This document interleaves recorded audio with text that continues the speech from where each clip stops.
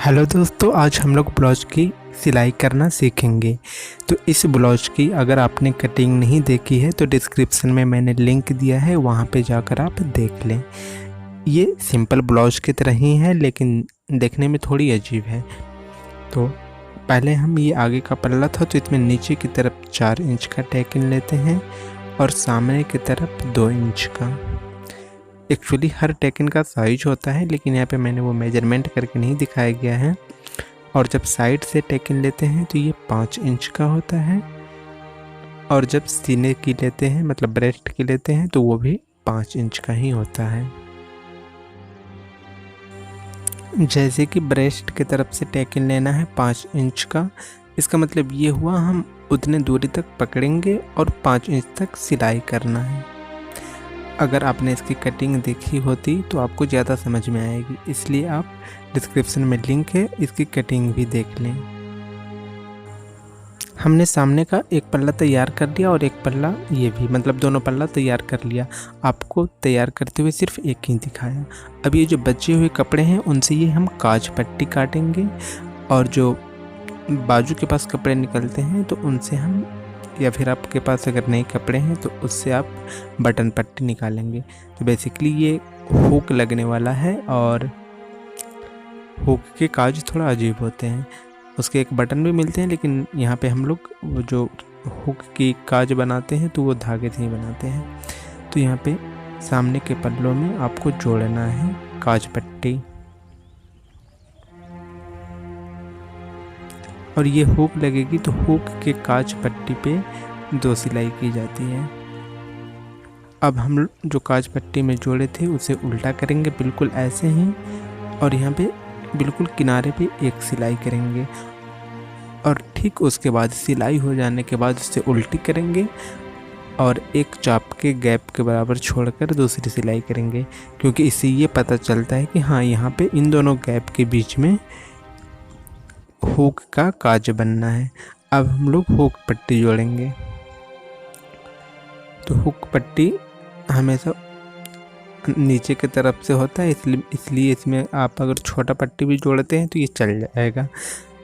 इसे नॉर्मल सिलाई करते हैं ऐसे, और सिलाई करने के बाद इसे उल्टा कर देते हैं बिल्कुल ऐसे, मतलब जहाँ तक सिलाई किए थे वहाँ तक, और उसके बाद फिर से इसे मोड़कर एक सिलाई करते हैं। मतलब काज पट्टी ऊपर की तरफ से होती है और बटन पट्टी अंदर की तरफ से, मतलब हुक में ही सिर्फ ऐसा। और अगर आप कभी ब्लाउज में बटन लगा रहे हो और काज कर रहे हो तो उसमें काज पट्टी नीचे की तरफ होती है और बटन पट्टी ऊपर की तरफ, लेकिन हुक में उल्टा होता है। तो अब हमने काज पट्टी और बटन पट्टी दोनों को जोड़ लिया है। अब हम लोग पीछे की तरफ टैकिंग लगाएंगे। तो पीछे की तरफ टैकिंग लगाने का तरीका ये होता है कि सेंटर में आपके ब्लाउज को छोड़कर 25% तक आपको सिलाई करना है। जैसे कि आप, इस टैकिंग की कोई फिक्स्ड साइज नहीं होती है, आप इसे मेजरमेंट के अकॉर्डिंग 3 या 3.5 इंच तक का दे सकते हो।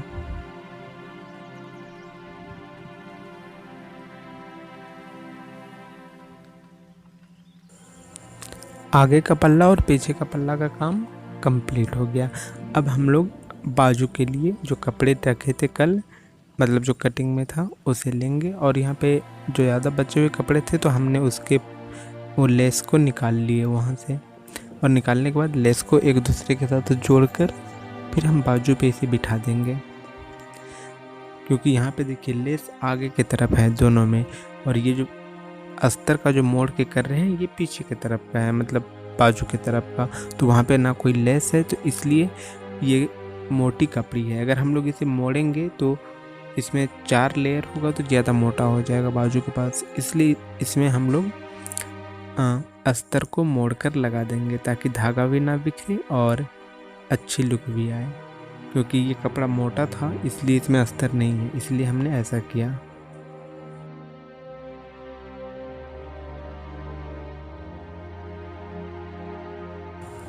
अब इसे मोड़कर सिलाई कर देना है पूरे बाजू में।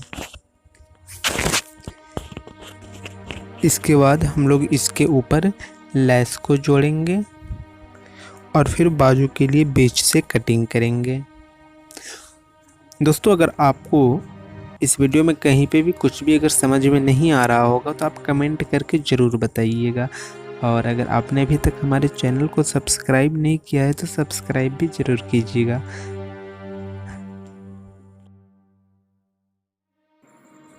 अब हम लोग लेस को अच्छी तरह से जोड़ेंगे। लेस को यहाँ पे मैंने वो छोटा करके जोड़ दिया है क्योंकि लेस काफ़ी ज़्यादा चौड़ा था। तो अगर आप भी कभी लेस ऐसे उखाड़े तो फिर वो आपके ऊपर डिपेंड करता है कि आप पतला पहनना चाहते हो या फिर चौड़ा वाला।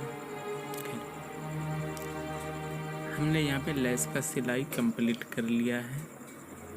अब हम लोग आगे के पल्ले और पीछे के पल्ले के लिए बाजू बनाएंगे, मतलब आर्म्स।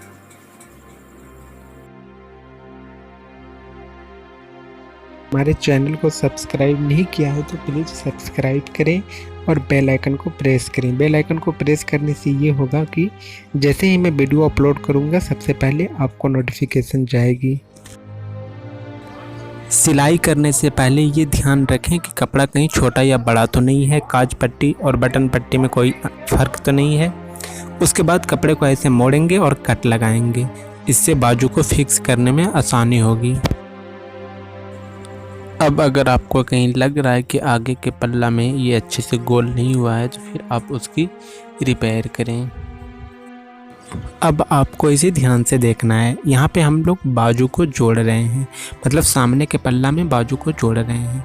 तो यहाँ पे बाजू में चून था, तो चून के लिए आप इसके ऊपर रख लें और पहले ब्लाउज की साइज़ कितनी है, मतलब कितने दूर तक ब्लाउज में चून है वो मेजरमेंट कर लें। जैसे कि यहाँ पे ये 5 इंच का है और लेस के पास चून नहीं है, तो हम लोग भी लेस के पास चून नहीं देंगे और लेस वाले जगह को छोड़ के जहाँ तक 5 इंच पुर रही है उतनी ही दूरी में हम लोग सारे चून को एक साथ देंगे। या तो फिर आप इसे नॉर्मली ऐसे चून दें या फिर आप अलग से चून दे सकते हैं। तो हम एक बाजू में ऐसे करके आपको दिखा रहे हैं, दूसरे बाजू में आपको दूसरे तरीके से दिखाएंगे। यहाँ पे एक्चुअली कपड़े हैं इसलिए थोड़ा सा ज़्यादा प्रॉब्लम हो रहे हैं, तो फिर भी हम यहाँ पे ऐसे ही सिलाई कर लेते हैं और उसके बाद हम आपको दूसरे तरीके से भी दिखा देंगे। फाइनली हमारी चून बनाना कंप्लीट हो गया। अब हम लोग फिर से इसे एक बार मेजर कर लेंगे कि 5 इंच है या नहीं। अब आप इसे देख सकते हैं, बिल्कुल मतलब ब्लाउज के नाप की तरह ही होगी। और ये जो दाग है आपको दूसरी भी बाजू सेम उसी जगह लगाना है। उससे ये होगी कि दोनों साइड तरफ की बाजू फिक्स्ड रहेगी, मतलब एक ही जगह पे रहेगी।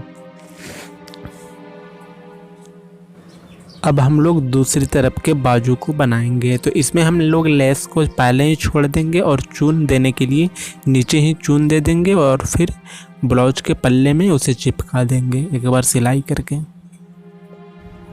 तो आप हमें कमेंट करके बताइएगा कि आपको कौन सा वाला चून देना पसंद है, मतलब पल्ले के साथ वाला या फिर अलग से चून बनाकर जोड़ने वाला।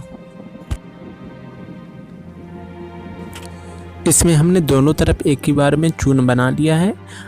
अब इसे आप चाहें तो ब्लाउज के बाजू से नाप कर देख लें कि बराबर हो रहा है या नहीं। वैसे भी ये हम लोगों ने नाप कर बनाया है तो बराबर ही होगा। बाजू तैयार हो चुकी है। अब हम लोग इसे पल्ले में जोड़ेंगे। पूरी वीडियो देखने के दौरान अगर आपको कहीं पे भी लगे कि हम नहीं समझ पाए तो आप हमें कमेंट करें, टाइम के साथ हम जवाब देने की कोशिश करेंगे। हम लोगों ने इसे बाजू में जोड़ लिया। अब हम लोग इसे पीछे के पल्लों में जोड़ेंगे।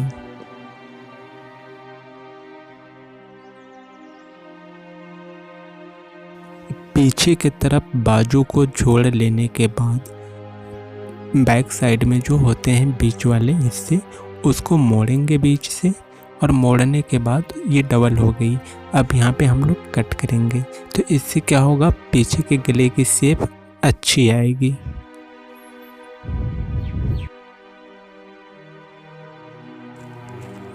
अब हम लोग आगे की तरफ गले में पाइपिंग को जोड़ेंगे।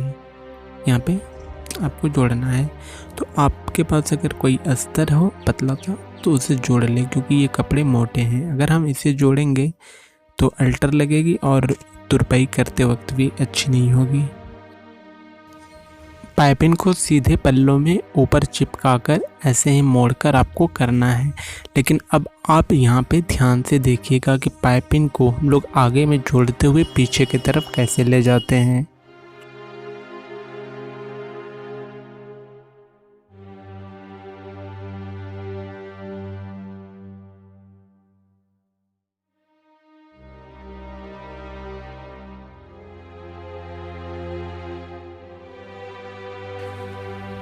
पाइपिंग को जोड़ लेने के बाद हम लोग इसी पाइपिंग को उल्टा करते हैं और फिर से इसके ऊपर एक सिलाई करते हैं बिल्कुल किनारे पे।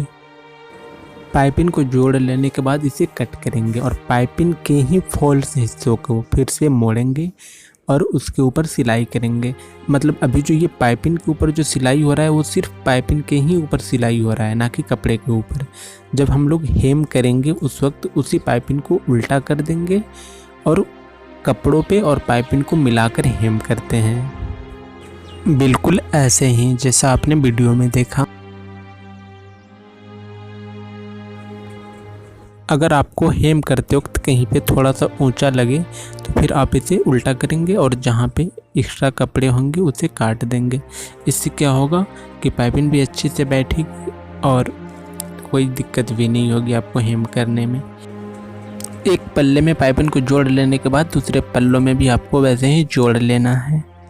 दोनों पल्लों में जब हम पाइपिंग जोड़ लेंगे सामने वाले, उसके बाद हम लोग पीछे के पल्लों में पाइपिंग को जोड़ेंगे। जैसे हम लोगों ने आगे के पल्लों में पाइपिंग को जोड़ा था वैसे ही पीछे के पल्लों में भी जोड़ेंगे। तो यहाँ भी आपको पहले आगे के पल्ले के जैसे ही सामने सिलाई करना है पाइपिंग को और उसके बाद फिर उसे वैसे ही ऊपर से करके पाइपिंग को सिलाई करना है, जिससे ये पीछे भी आ जाएगी और अंदर भी रहेगी। जब हम लोग गले के पास पाइपिंग को जोड़ेंगे तो इस वक्त आपको ध्यान रखना है, क्योंकि गले के पास कॉर्नर है तो कॉर्नर में शेप अच्छी आनी चाहिए। उसके लिए आप पेन से दाग दे दें ताकि कॉर्नर में आपकी नीडल वहाँ पे आए और आप वहाँ से मूव कर पाएँ उसे। पाइपिंग को कम्प्लीटली जोड़ लेने के बाद हम लोग पाइपिंग में और कपड़ों में मिलाकर कट करेंगे। इससे ये होता है कि पाइपिंग को जब उल्टी करके आप उसके ऊपर सिलाई करेंगे तो कॉर्नर की शेप अच्छी आएगी और कपड़े के मुड़ने की दाग भी नहीं होगी। अब पाइपिंग को हम लोग अच्छे से मोड़ेंगे और फिर से पाइपिंग के ऊपर ही सिलाई करेंगे। मतलब इसमें अगर कपड़े भी थोड़ी सी मिल जाए सिलाई के ऊपर वाले हिस्से की तो कोई बात नहीं। उसके बाद हम लोग इसे फिर से मोड़ लेंगे और मोड़कर यहाँ पे भी तुरपाई किया जाता है, मतलब हेम किया जाता है। क्योंकि कपड़ा मोटा है इसलिए हम लोग ने यहाँ पे पाइपिंग जोड़ा है दूसरे कपड़े की, क्योंकि अगर इसी कपड़े की पाइपिंग को जोड़ते तो काफ़ी मोटी हो जाती है।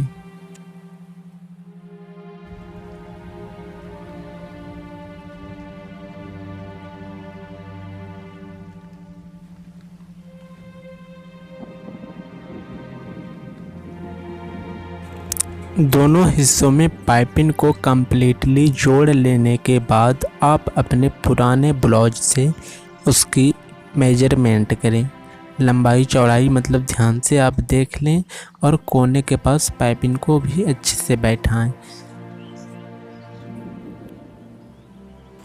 हम लोगों ने आगे की तरफ पीछे की तरफ के ऊपर वाले हिस्से के पाइपिंग को जोड़ लिया। अब हम लोग पेटी वाले हिस्से मतलब नीचे के हिस्से को पाइपिंग से जोड़ेंगे। तो इसके लिए हमने काला अस्तर के कपड़े को काट लिया है। अब इसे एक दूसरे से चिपकाएंगे और इसे जोड़ेंगे। पाइपिंग को लेने के बाद पाइपिंग को थोड़ा सा उठाएं और फिर से उसके ऊपर एक सिलाई करें। और जब ये सिलाई पूरी हो जाए तो फिर इसे अंदर की तरफ करके मोड़ें और फिर इसे फाइनली सिलाई कर दें। अब क्या होगा, इससे ब्लाउज कंप्लीट हो जाएगी और हम लोगों को सिर्फ अब बाजू जोड़ने की काम बची रहेगी। बाजू नहीं कर सकते उसे, मतलब साइड में जोड़ने की काम बची रहेगी। तो हम लोग वो भी कर लेंगे इसे करने के बाद। तो आई होप यहाँ पे आप पाइपिंग को जोड़ना तो जान ही गए होंगे। तो अब हम वीडियो को स्किप कर दे रहे हैं।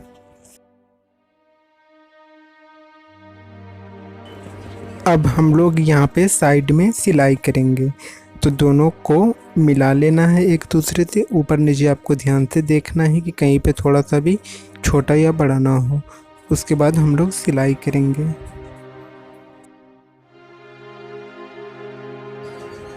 हमने एक तरफ की सिलाई को कंप्लीट कर लिया है। अब दूसरे तरफ भी ऐसे ही करके आपको सिलाई करनी है।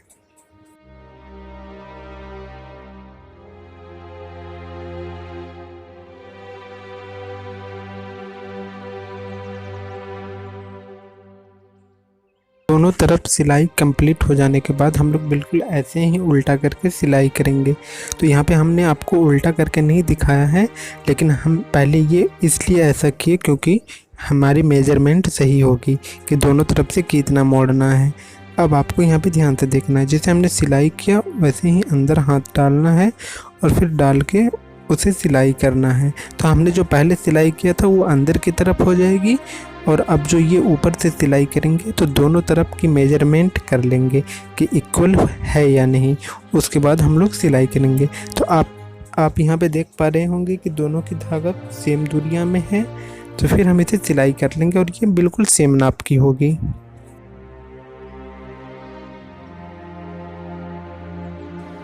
सिलाई को पूरी कर लेने के बाद हम लोग पुराने ब्लाउज से नाप लेंगे हर एक पार्ट को। जैसे यहाँ पे ये पार्ट बराबर है, ये बैक साइड की पार्ट है, तो ये यहाँ पे थोड़ी सी बड़ी हो गई है, मतलब जो हमने सिलाई किया वो थोड़ी सी छोटी हो गई है।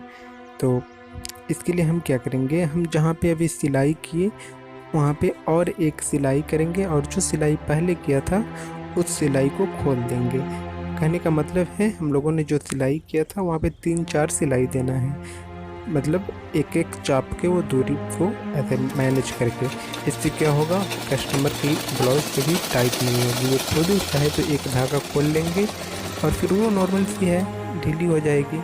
जैसे यहाँ पे ही आप सिलाई करना, जैसे हमने ये सिलाई को खोल देना है और उससे पहले 2 सिलाई करना। जैसे यहाँ पे आप देख पा रहे हैं यहाँ पे 2-3 सिलाई किया गया है।